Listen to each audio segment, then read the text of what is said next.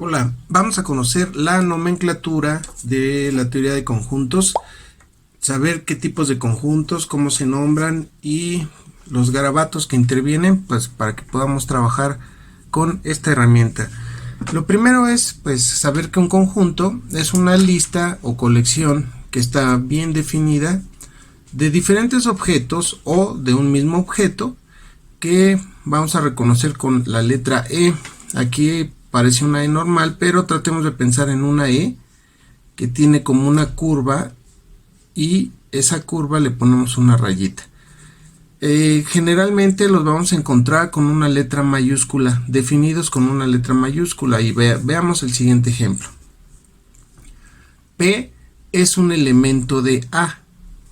Esta P puede representar un número, un objeto, una letra, lo que sea, y dice que pertenece a un conjunto A y se escribe con esta nomenclatura. P es elemento de A, así lo debemos de leer. Pero también nos encontramos con subconjuntos. ¿Cuáles son esos subconjuntos? Dice, cada elemento de A pertenece también a un conjunto de B, y por eso se dice que A es subconjunto de B. ¿A qué se refiere? Veamos el conjunto A. Aquí, como notarás, está definido con una letra mayúscula, pero aparte los elementos se encuentran contenidos en unos corchetes. Es la forma en la que lo vamos a encontrar. Entonces, A tiene dos elementos, en este caso el 1 y el 2, pero si observas B, B tiene 5 elementos, entre ellos el 1 y el 2. Es decir, estos elementos se encuentran contenidos dentro de los elementos del conjunto B. Por eso se utiliza este simbolito que es parecido a una C. Lo voy a tratar de escribir de nueva cuenta. Es como una C o herradura que va así más alargadito. Entonces dice A es subconjunto de B, pero nota cómo también se puede poner al revés. A es subconjunto de B. Hay que saberlo leer.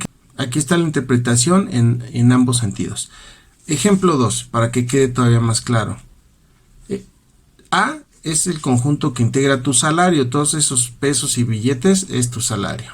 B es su salario de tu novia. Cuando te casas, pues tu salario pasa a ser subconjunto de B. Entonces, ese es el ejemplo 2. Ahora, veamos lo siguiente. Cuando tenemos dos conjuntos que tienen las mismas características, aquí dice cuando A es igual a B, porque A tiene exactamente los mismos elementos que B, esto recibe el nombre imaginativo y dificultoso de conjuntos iguales. También encontramos negaciones. Cuando le ponemos una diagonal a los operadores, vamos a ver a qué diagonal hacemos referencia. En este caso, P era elemento de A. Vamos a utilizar los mismos operadores que con los que iniciamos. P no es elemento de A. A no es igual a B. A no es subconjunto de B, y así sucesivamente. Pero también nos podemos encontrar con algo que se llama conjunto vacío, que es cuando un conjunto no tiene ningún elemento. Por ejemplo, A, cosas de ti que le gustan a tu crush. Entonces es un conjunto vacío, pues no hay nada, ¿no? Luego tenemos la definición de conjunto universal. Contiene a cualquier conjunto y se expresa con la letra U mayúscula. Este es importante que lo distingamos porque de repente vamos a encontrarnos con un simbolito parecido a la U, pero no es U, va a representar unión, no universo. Entonces ten en cuenta que aquí, como se observa, la U, la voy a volver a dibujar, pues tiene esta línea final que representa que es una letra U. Vamos a ver formas en las que podemos expresar un conjunto. Aquí entramos en un terreno de operadores muy interesante, porque vamos a aprender a escribir con contracciones o vamos a aprender a manejar diferentes operadores. Por ejemplo, tenemos el conjunto A, que tiene los elementos 1, 3, 5, 7 y 9, es decir, todos los nones, observa bien aquí, son todos los números nones que son menores a 10. Pero esto lo podemos escribir de otra forma. Observa el conjunto A, lo voy a leer primero tal y como está escrito, Es el conjunto A que está integrado por elementos X de tal manera que estos elementos X son un número impar cuando X es menor a 10. Entonces, si te diste cuenta, utilicé muchas palabras y, por ejemplo, estos dos puntitos que están aquí anotados se leen de tal manera que, o bien se leen como de tal forma que. En ocasiones a la coma le vamos a decir cuándo. Esto depende de el tipo de lectura que tengamos aquí. Entonces tú puedes escribir un conjunto, en este caso es numérico, pero tú puedes escribir un conjunto con letras y dejar perfectamente bien definido lo que hay dentro. A lo mejor me vas a decir, bueno, lo que pasa es que esto es más compacto que esto. Sí, pero imagínate que aquí la X fuera menor a 1000. Entonces, aquí esto queda perfectamente abreviado de lo que sería el conjunto con los números impares del 1 al 1000. Vamos a ver algunas otras nomenclaturas que necesitamos conocer. N mayúscula va a representar al conjunto de los números enteros positivos, es decir, los que están ahí ilustrados, 1, 2, 3 en adelante. Z va a representar al conjunto de los enteros que pueden ser positivos o negativos, como lo puedes ver aquí. Y R va a representar al conjunto de todos los números, que conocemos como números reales. Aquí podrás ver cómo este conjunto N es subconjunto de Z y a su vez es subconjunto de R. Por lo tanto, en la lógica, nosotros podemos poner que N también es subconjunto de R, así de manera directa, aunque se sobreentiende. Y vamos a ubicar diferentes tipos de intervalos, los abiertos con unos paréntesis y los cerrados con unos corchetes. Más adelante veremos por qué a veces dejamos intervalos abiertos y por qué a veces dejamos intervalos cerrados. En ocasiones tenemos la necesidad de unir diferentes conjuntos, dadas las condiciones de los ejemplos que existan, pues vamos a requerir que ambos se contengan en un mismo conjunto. ¿Cómo se hace esta unión de conjuntos? Pues aquí con la sabiduría del Himalaya, cuando juntamos todos los elementos, pues se hace unión de conjuntos. Por ejemplo, tenemos dos conjuntos, el A y el B. En el caso del A está integrado por los números 1, 2, 3 y en el caso del B por los números 4 y 5. Si tú haces unión, y aquí es la cuestión que te comentaba hace unos instantes, la unión no es una U, es una herradura que va hacia arriba. ¿Recuerdas la de subconjuntos? La voy a trazar aquí, nada más como referencia. Ahí está. Ahora, rota esta, gira esta en esta dirección y lo conviertes en unión. No es una U necesariamente, es una herradura. Entonces, la unión, pues como se menciona en la definición, pues es juntar todos los elementos de ambos conjuntos. Pero a lo mejor te preguntas, ¿y qué sucede si se repiten los elementos de uno y otro? Pues pasa lo siguiente. Por ejemplo, aquí tienes el 3 y el 4 que están repetidos en ambos conjuntos. Como verás en la unión, no tienes que poner dos veces el 3 ni dos veces el 4. Es un elemento que está en ambos conjuntos al mismo tiempo. Por ejemplo, para que quede más claro, este elemento juega en el equipo de color verde los sábados, pero ese mismo elemento juega en el equipo de color blanco los domingos. Como te darás cuenta, es el mismo elemento, no tiene por qué repetirse. A eso hace referencia. Luego, conjuntos disyuntos. Y dice, sea el conjunto A integrado por elementos X de tal manera que X sean números. Sea B integrado por elementos X de tal manera que X sean letras. Como te darás cuenta, no tienen nada en común uno con otro. Por lo tanto, se dice que son disyuntos y se pone con una diagonal en esta dirección. También vale la pena destacar que un conjunto disyunto nos da como resultado 0. Aquí el 0 va a estar representado por la letra griega phi. Y esta letra griega es esta bolita que está atravesada con una diagonal. Es como un 0 que está atravesado con una diagonal. Vamos a ver un ejemplo. Sea que el conjunto A está integrado por 10, 20, 30 y 40.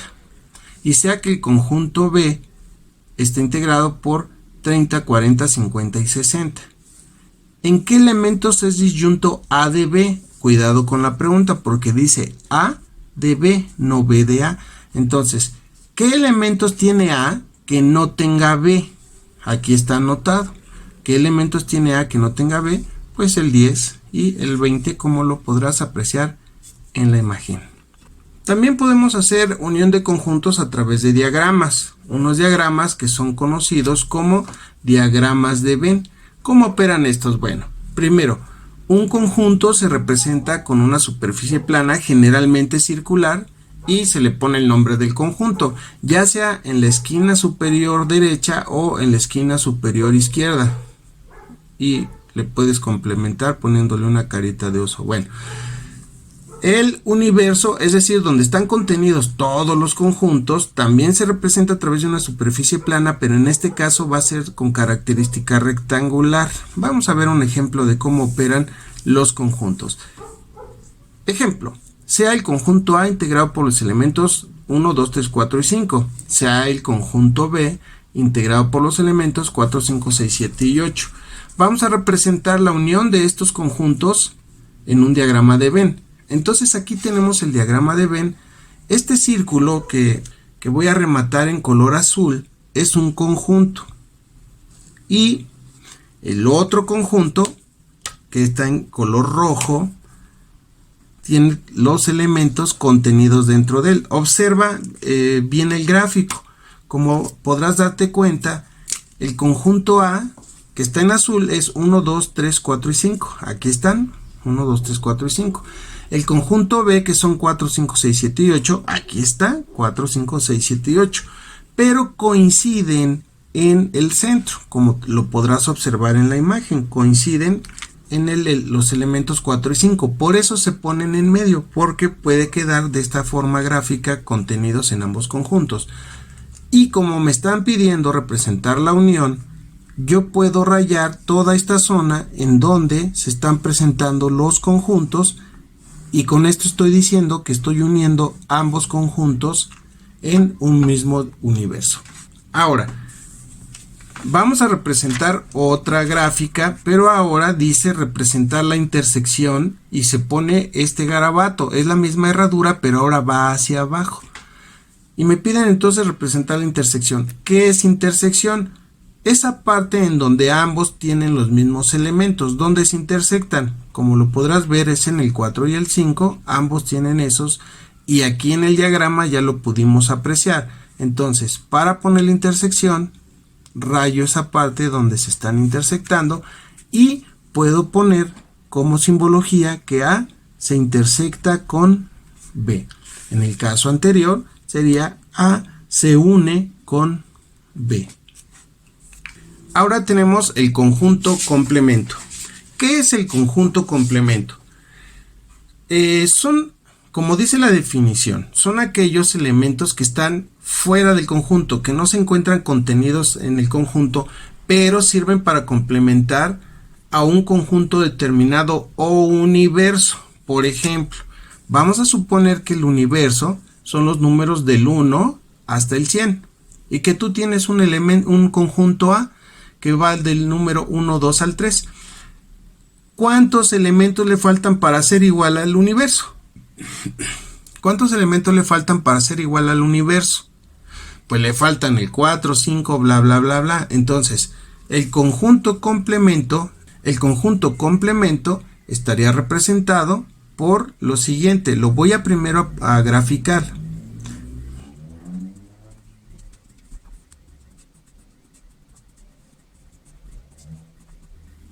Todo lo que está rayado complementa el conjunto. ¿Y cómo lo escribirías? Hay muchas formas de hacerlo. Hay un par de formas de hacerlo. Poniendo 4, 5, 6 y así hasta el número 100. O bien, como ya lo vimos en otros ejercicios, el conjunto complemento, que como te darás cuenta lo representa esta C minúscula como una forma de exponente, lo podríamos escribir con letras, con elementos X, de tal manera que esos elementos X sean mayores de 3, pero o cuando también sean menores que 100. Voy a poner 101 porque el conjunto me dice que llega hasta el 100. Entonces vamos a suponer que son solo enteros, y si te das cuenta aquí, mayores que 3, pues el primer número mayor que 3 es 4, y el primer número menor que 100, que 101, es 100, y así representamos dicho conjunto de otra manera. Conjuntos finitos y contables. Bueno, finito significa que lo puedes contar, que puedes saber cuántos elementos tiene con exactitud. E infinito, pues que aunque sepas que existe, no es posible contarlo. Por ejemplo, tenemos el conjunto A de tal manera, integrado por elementos X, de tal manera que X son los días de la semana. ¿Esto se puede contar? Sí, sí se puede contar. Entonces es un conjunto finito. El siguiente, sea R integrado por elementos X de tal manera que X sea un río de la Tierra. ¿Se puede contar? Aquí vamos a entrar en un terreno debatible, porque muchos me van a decir, es que a veces llueve y se forman ríos en diferentes partes del mundo. Bueno, pues aunque así sea, se puede seguir contando. Hay ríos que ya tienen que ya se conocen, que van a seguir siendo ríos durante 100, 200 o 1000 años, y se pueden contar. Si salen ríos nuevos, aunque sea muy difícil hacer la cuenta, pero se pueden contar, entonces esto es un conjunto finito también, aunque sea muy complicado hacer la cuenta. Y en el otro ejemplo tenemos un conjunto T de tal manera que X sea un número par positivo. Pues este conjunto es infinito, porque no podemos terminar de hacer la cuenta jamás. Y tenemos también a un conjunto producto. ¿Qué es un conjunto producto?